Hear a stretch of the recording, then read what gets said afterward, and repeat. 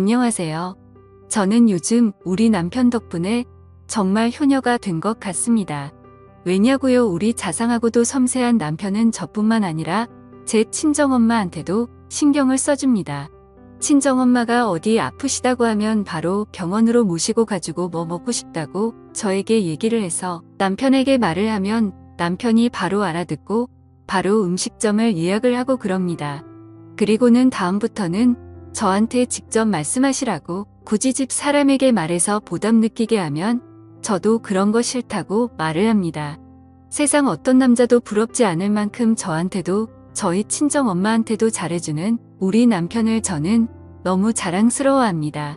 그래서 친구들한테도 우리 남편 내 친정엄마한테도 엄청나게 잘해준다고 입이 아플 정도로 자랑했습니다.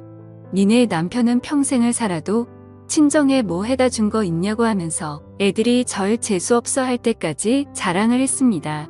그런데 저를 예전부터 조금 시기를 하던 친구가 저에게 야, 네 남편 혹시 네 친정엄마 돈 보고 네 친정엄마랑 바람다면 어떡하냐고 하더라고요. 야, 그럼 정말 꿀잼일 텐데 하면서 비웃듯이 저에게 말을 했습니다. 저는 그 말에 야, 너 선 넘는다 자제해라 하고 조금 정색을 하고 말했습니다. 그러자 친구는 흐뭇하면서 딴청을 피우더군요. 그런데 저도 여자인지라 남편이 저에게만 잘해주면 되는데 굳이 저희 친정엄마에게 이렇게 잘해주는 이유가 궁금했습니다. 진짜 우리 집 돈 때문일까 아니면 정말 혹시 우리 친정엄마랑 하는 생각이 들었습니다.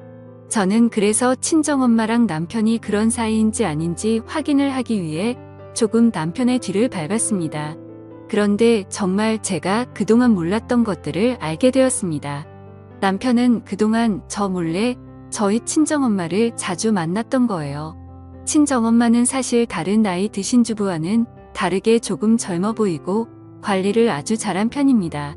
그래서 어떨 때는 저보다 어려 보여서 친정엄마한테 조금 자격지심이 있는 편입니다. 그래서 결혼을 하고 나서부터는 친정집에 찾아가는 게 자연스레 줄어들어서 친정엄마가 뭐하고 사시는지 관심이 없었습니다. 그런데 저 모르게 우리 남편을 만나서 엄청 호의호식을 하고 있더군요. 남편은 저희 친정엄마를 데리고 저와는 한 번도 가본 적이 없는 고급 레스토랑에 아쿠아리움 그리고 심지어 미술관과 전시회 등 보통의 여자들이 자신의 남자친구 또는 남편과 같이 가고 싶어하는 곳들을 갔습니다. 제가 자신들을 미행하고 있다는 것은 눈치채지 못하고 온갖 연인들이 할 수 있는 행동도 서슴지 않고 있습니다.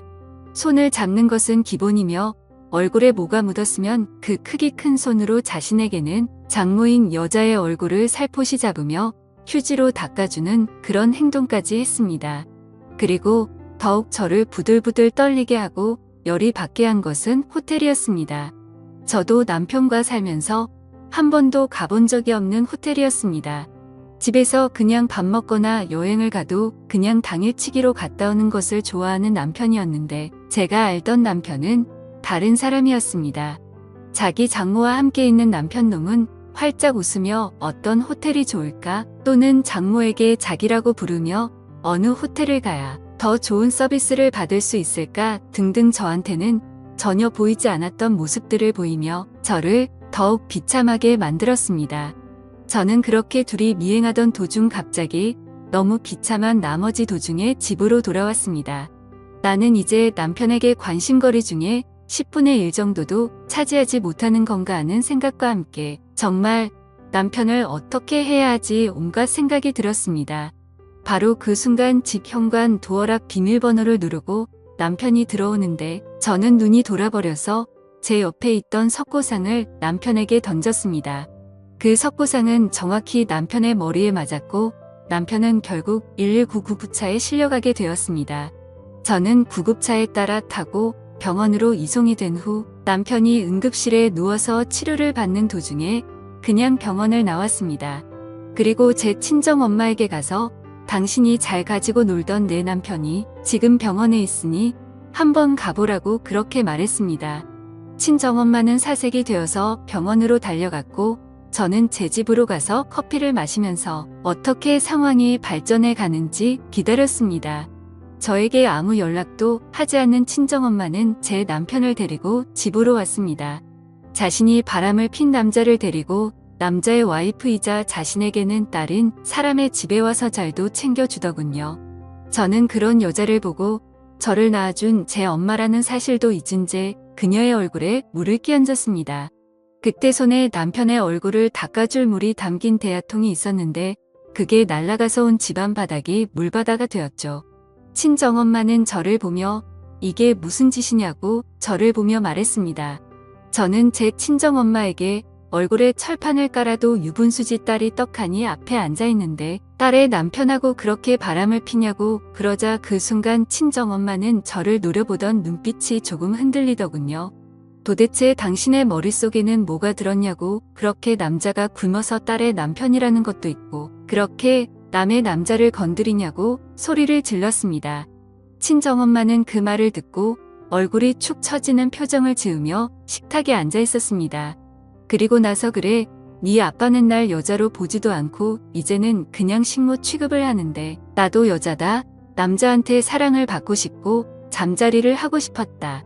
그런데 남편은 나의 여자 취급도 안 하지 내 눈에 들어오는 건 사이뿐이지. 그래서 이러는 게 잘못됐다는 것을 알고도 멈출 수가 없었다고 담화를 하였습니다. 저는 눈 하나 깜짝하지 않고 그 말을 다 듣고 나서 몰래 켜둔 녹음기를 보이며 그러냐고 이걸 남편에게 들려줘도 상관이 없겠네 하며 친정엄마에게 말했습니다.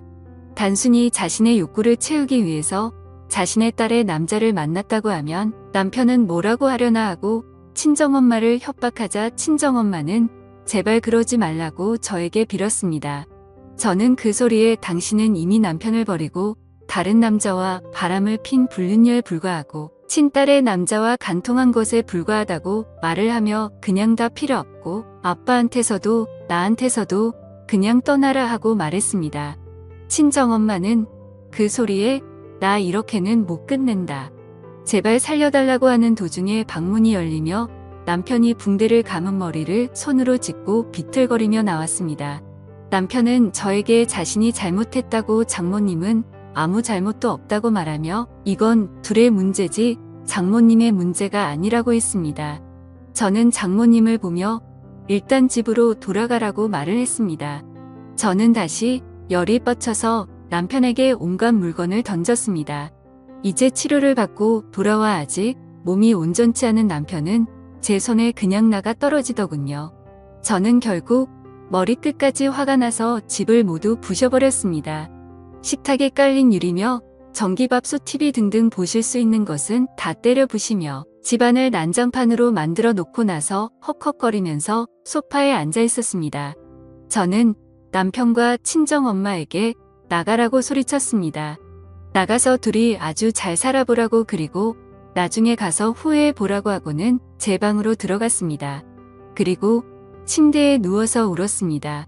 다음 날 아침에 눈을 떠서 거실에 나가보니 엉망이 된 집안이 보였습니다. 저는 식탁 의자에 앉아 엉망이 된 부서진 집을 보면서 그동안 남편과 쌓아온 추억을 떠올렸습니다. 웃으면서 하나 둘씩 살림살이들을 사서 집에 놓았는데 그게 모두 헛된 짓이었구나 생각이 들었습니다. 저는 집을 나와서 아빠에게 갔습니다. 친정아빠는 갑자기 제가 찾아오자 제가 오기 전에 보던 TV를 끄시고 미안하구나 반복하셨습니다.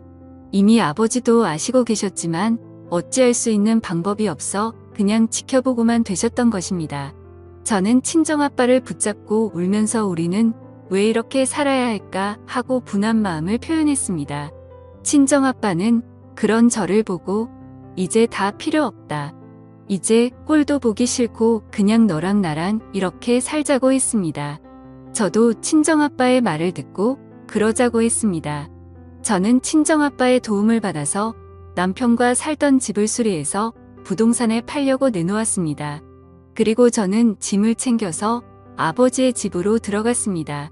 친정엄마는 이미 침을 가지고 남편과 나간 뒤 이어서 아빠도 많이 척척하셨는지 제가 오니까 너무 기뻐하셨습니다.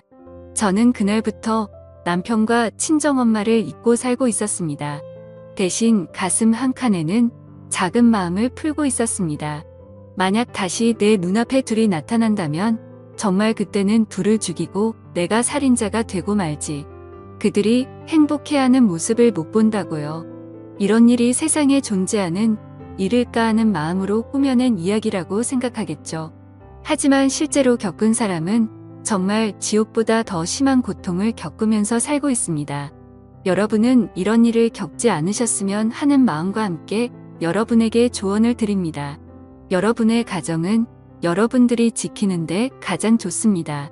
제 사연 들어주셔서 감사합니다.